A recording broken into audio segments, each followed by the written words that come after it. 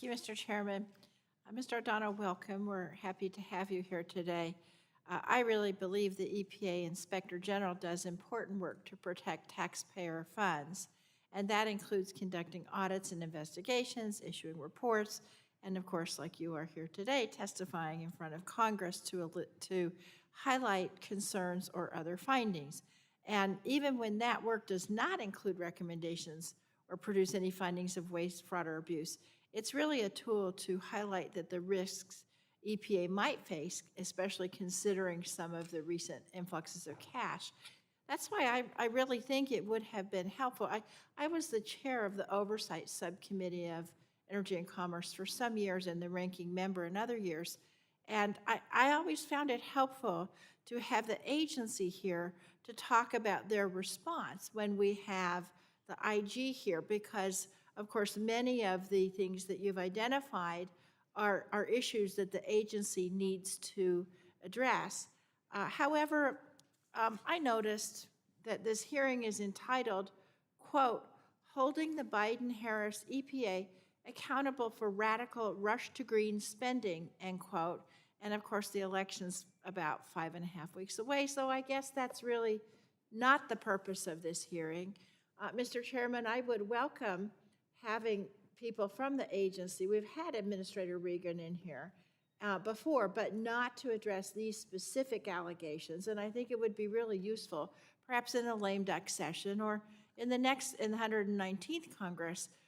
We'd love to have you come back and help really address some of these concerns, because we want to avoid waste, fraud, and abuse. Sadly, that doesn't seem to me to be the purpose of this hearing. So I want to ask you just a couple of questions. Last year, you testified that EPA could face supply chain or production issues that could cause delays in administering the Clean School Bus Program, and that an initial audit examining those programs was ongoing.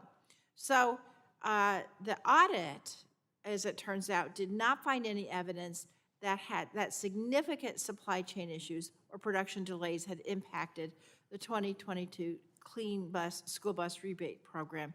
Is that correct? We found issues and supply chain issues with respect to the chargers.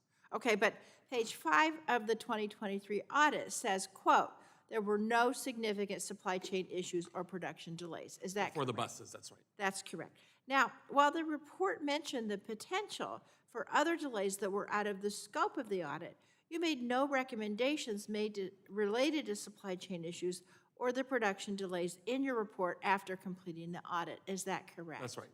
Now, I think it's really important to clarify that, because earlier this week, the committee Republicans published a report that appears to take a different message from your initial audit and from your past testimony. And so I just want this for the record, Mr. Chairman. In multiple OIG reports, the IG did not identify any waste, fraud, or abuse within the Clean School Bus Program. Apparently, committee Republicans appear to have misunderstood those reports, because they've spent months writing a report that's clearly meant to undermine the Clean School Bus Program and mislead the public about the findings in the reports. This is exactly what my Democratic colleagues and I were warning, Mr. O'Donnell, when you testified last year. So I just want to say the work that EPA OIG does is, as I said at the beginning, it's essential to constructive oversight of the EPA, but I really think it's important not to misconstrue the agency's testimony. And one thing that you said I'm concerned about, and I think we need to investigate further, is this lack of coordination with the criminal division. I don't know about that, and so, Mr. Chairman, again, perhaps we can have somebody come in and talk to us about that coordination and see what the agency's perspective is.